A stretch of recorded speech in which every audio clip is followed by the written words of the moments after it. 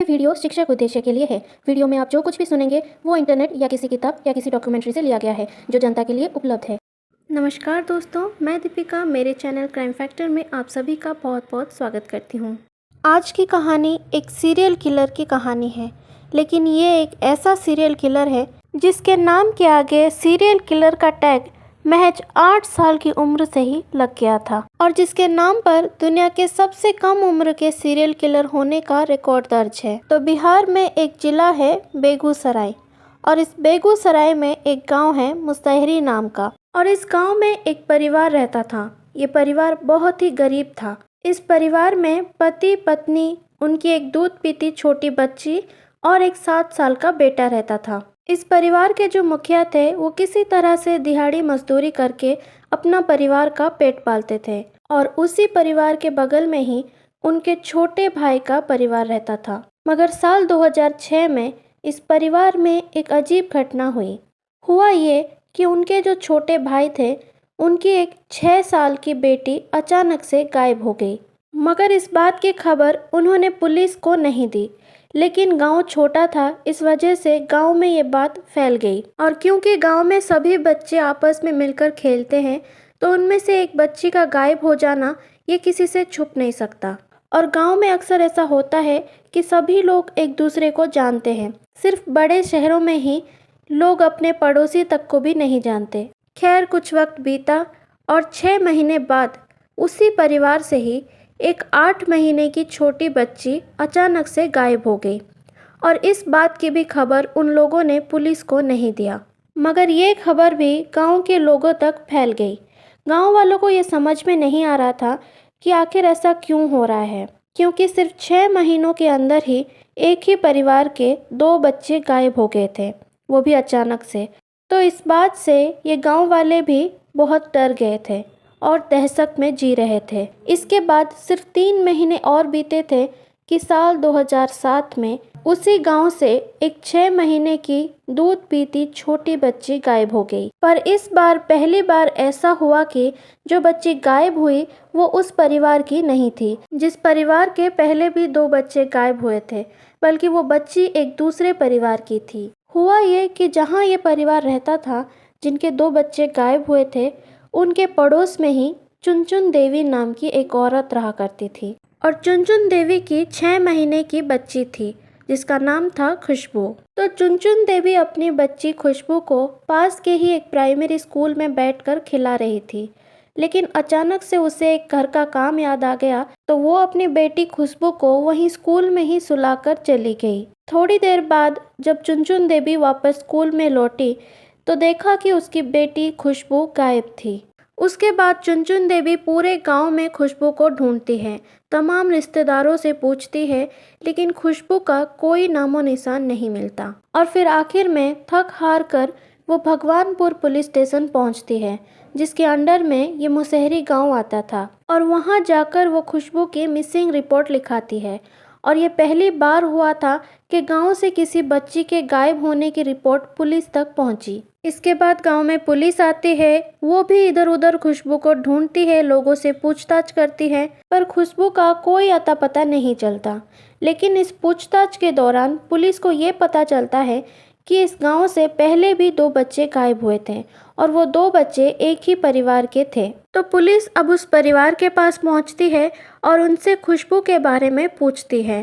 थोड़ी देर की पूछताछ के बाद ही वो परिवार वाले अपने 8 साल के बेटे अमरजीत सदा को बुलाते हैं और पुलिस से कहते हैं कि अगर खुशबू के बारे में कोई बता सकता है तो यही अमरजीत सदा ही बता सकता है। पुलिस को ये बात अजीब लगती है कि एक 8 साल के बच्चे को कैसे सब कुछ पता होगा, मगर फिर भी पुलिस सोचती है कि चलो क्या पता इस बच्चे के जरिए कोई सुराग मिल जाए। तो अब पुलिस उस 8 साल के बच्चे अमरजीत सदा से पूछती है कि बेटा तुम्हें पता है कि खुशबू कहाँ है? पुलिस का ये सवाल सुनकर वो हंसने लगा। पुलिस ने दोबारा पूछा तो इस बार वो हंसते हंसते बोला कि हाँ मुझे पता है।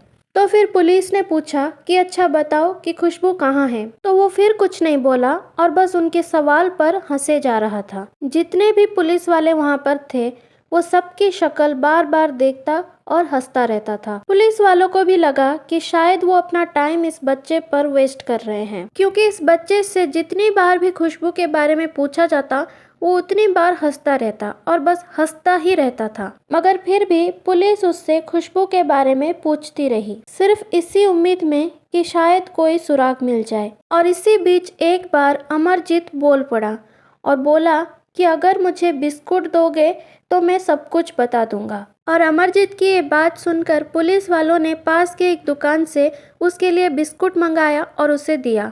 और बिस्कुट का पैकेट मिलने के बाद वो पैकेट को खोला और खाने लगा। इसके बाद पुलिस ने फिर से पूछा कि अब बताओ खुशबू कहाँ है। तो वो बिस्कुट खाते खाते बोला, मैंने उसे खपड़ेल से मारकर सुला दिया।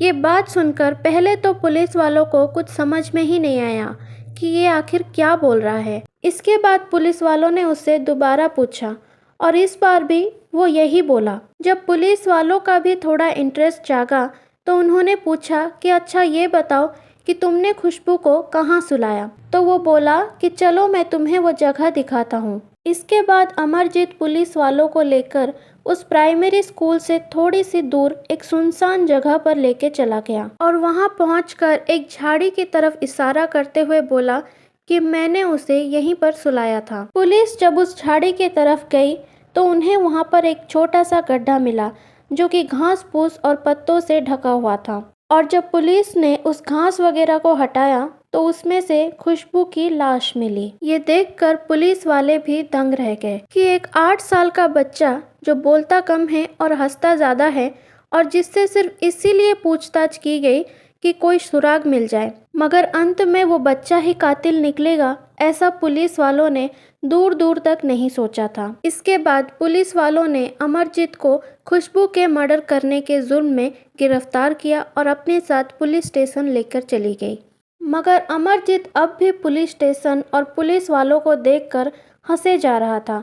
शायद उसे कुछ पता ही नहीं था कि ये पुलिस क्या है, पुलिस स्टेशन क्या है और कानून क्या है। पुलिस स्टेशन पहुंचने के बाद पुलिस वालों ने अमरजीत से पूछा कि तुमने खुशबू का मर्डर कैसे किया। तो वो बोला कि पहले तो वो प्राइमरी स्कूल से खुशबू को उठाकर गांव से बाहर एक सुनसान खेत में लेकर चला गया। फिर वहां ले जाकर पहले तो उसने खुशबू का गला दबाया, उसके बाद वहीं से ही एक ईंट उठाकर उसके सर पर मारा। और जब खुशबू बिल्कुल चुप हो गई उसके बाद वो खुशबू को वहीं पर ही एक गड्ढे में छुपाकर वहां से भाग गया। अमरजीत की ये बातें सुनने के बाद पुलिस को वो 2 बच्चे भी याद आए जो खुशबू से पहले उस गांव से गायब हो चुके थे और जो कि अमरजीत के परिवार से ही थे। तो पुलिस को लगा कि कहीं वो 2 बच्चों का भी गायब होने में इस अमरजीत का हाथ तो नहीं है। और इसीलिए पुलिस वालों ने अमरजीत से ये पूछा कि अच्छा ये बताओ कि तुमने और किस किस को ऐसे खपड़ेल से मारकर सुलाया। ये सवाल सुनकर वो फिर से हंसने लगा और बोला कि और बिस्कुट दोगे तो बताऊंगा। फिर पुलिस वालों ने एक और बिस्कुट का पैकेट मंगवाया और उसे दिया। उसके बाद अमरजीत ने 2 और नाम लिए जिनका उसने मर्डर किया था, एक अपनी चचेरी बहन का और एक अपनी खुद की बहन का। अमरजीत की ये बातें सुनकर पुलिस वालों के पैरों तले जमीन खिसक गई, क्योंकि उनके सामने एक 8 साल का सीरियल किलर मौजूद था जो कि एक के बाद एक 3 मर्डर कर चुका था और उसमें से 2 अपने ही परिवार वालों का किया था। उसके बाद पुलिस वालों ने अमरजीत के चाचा और उनके माँ बाप को पुलिस स्टेशन बुलाया और उनसे इस बारे में पूछताछ की। तो उन लोगों ने पूरी कहानी सुनाई। कहा कि हाँ, अमरजीत ने आज से तकरीबन 9 महीने पहले 2006 में अमरजीत ने पहला कत्ल अपने चाचा की 6 साल की लड़की का किया था और उसे भी ठीक खुशबू के जैसे ही पहले गला घोंटकर और फिर पत्थर मारकर मार दिया था। और तब अमरजीत की उम्र सिर्फ 7 साल की थी और उन्हें ये पता भी चल गया था कि ये कत्ल अमरजीत ने ही किया है, क्योंकि जब उन्होंने अमरजीत से इस बारे में पूछा था तो उसने बिना छुपाए सब कुछ सच सच बता दिया था। फिर उसके करीब 6 महीने बाद अमरजीत ने अपनी खुद की ही 8 महीने की बहन का भी ठीक उसी तरह कत्ल कर दिया जैसे उसने अपनी चाचा की बेटी का कत्ल किया था। और फिर बाद में उसने ये बात एक्सेप्ट भी कर लिया था। ये सुनकर पुलिस वालों ने उनसे कहा कि जब आपको ये पता था कि ये दोनों मर्डर इसने ही किया है तो आपने उसकी कंप्लेंट पुलिस में क्यों नहीं की। तो अमरजीत के माँ बाप ने बताया कि जब पहले उसने अपने चाचा की बेटी का कत्ल किया तो उस वक्त हमें लगा कि खेलते खेलते आपसी लड़ाई में उससे गलती से उसका कत्ल हो गया, इसलिए उस बार हमने अमरजीत को समझा बुझा कर छोड़ दिया। मगर जब उसने अपनी ही बहन का कत्ल कर दिया उसके बाद उन्होंने उसकी खूब पिटाई की और तब अमरजीत ने बोला कि अब मैं ये दोबारा नहीं करूँगा, इसलिए हमने उसे एक बार और माफ़ कर दिया। और क्योंकि मारने वाला और मरने वाला हमारे ही परिवार के थे इसलिए हमने इसे एक फैमिली मैटर यानी कि पारिवारिक मामला मानते हुए पुलिस से इसकी कोई कंप्लेन नहीं की। पुलिस ने अमरजीत के माँ बाप और चाचा के इस बयान को दर्ज कर लिया, लेकिन अब भी पुलिस के दिमाग में एक और सवाल घूम रही थी और वो ये थी कि आखिर क्यों अमरजीत ने ये 3 मर्डर किए, क्योंकि हर मर्डर के पीछे कोई ना कोई वजह ज़रूर होती है। तो ये जो 3 मर्डर अमरजीत ने किए उसका आखिर क्या मोटिव था, और इस सवाल का जवाब सिर्फ अमरजीत ही दे सकता था। अब पुलिस ने अमरजीत से फिर से उसी के भाषा में पूछा कि तुमने इन तीनों बच्चों को जो मार कर सुलाया वो आखिर क्यों किया। तो वो बोला कि मुझे ऐसा करने में मज़ा आता है, जब मैं उन्हें दर्द और तकलीफ़ में देखता हूँ तो मुझे बहुत अच्छा लगता है। अमरजीत के मुंह से ऐसी बातें सुनकर पुलिस को लग गया था कि ये बच्चा नॉर्मल बच्चा नहीं है और इसका दिमागी हालत ठीक नहीं है। इसीलिए अमरजीत को पुलिस वालों ने साइकियाट्रिस्ट के पास भेजा। तो डॉक्टर ने अमरजीत के दिमाग की पूरी तरह से जांच पड़ताल की। उसके दिमाग पर काफ़ी ज़्यादा स्टडी करने के बाद डॉक्टर ने अपनी रिपोर्ट पर यह लिखा कि अमरजीत कंडक्ट डिसऑर्डर नाम की एक दिमागी बीमारी का शिकार है, जिसकी वजह से उसे किसी को तकलीफ़ में देखने, दर्द में देखने में बहुत खुशी होती है।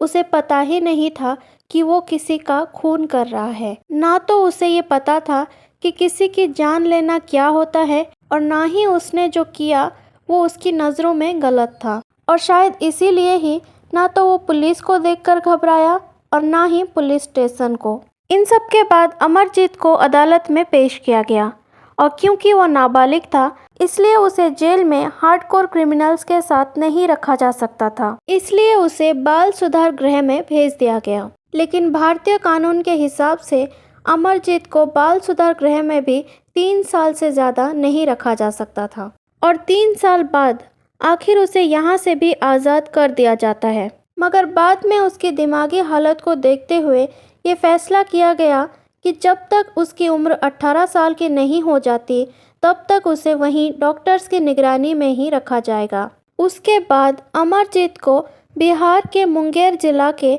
बाल सुधार गृह में भेज दिया जाता है और क्योंकि तब वो नाबालिग था इसलिए उसके बाद की जानकारी पब्लिक में डिस्क्लोज नहीं किया गया। मगर अमरजीत का जो जन्म हुआ था वो साल था 1998, तो इस हिसाब से 2016 में उसे वहां से भी आज़ाद कर दिया गया होगा। आज अमरजीत एक नए नाम के साथ, एक नई पहचान के साथ, एक अनजान शहर में एक नई ज़िंदगी जी रहा होगा। पर अभी वो कहाँ है, किस हालत में है, इसके बारे में किसी को कोई जानकारी नहीं है। मगर इस घटना ने अमरजीत सदा का नाम न सिर्फ देश बल्कि पूरी दुनिया में सबसे छोटे, सबसे यंगेस्ट, सबसे कम उम्र के सीरियल किलर में दर्ज कर दिया। और आज भी दुनिया का सबसे छोटा सीरियल किलर का रिकॉर्ड अमरजीत सदा के नाम पर ही है, जिसकी उम्र सिर्फ 7 से 8 साल के दरमियान थी जब उसने एक के बाद एक 3 कत्ल किए। तो ये थी कहानी दुनिया के सबसे छोटे सीरियल किलर अमरजीत सदा की। मुझे उम्मीद है आपको ये कहानी अच्छी लगी होगी, और अगर आप ऐसे ही सच्ची और अनोखी कहानियाँ सुनना चाहते हैं तो प्लीज़ इस वीडियो को लाइक करें, शेयर करें और मेरे चैनल को सब्सक्राइब करके बेल आइकन को प्रेस करना ना भूलें। Thank you.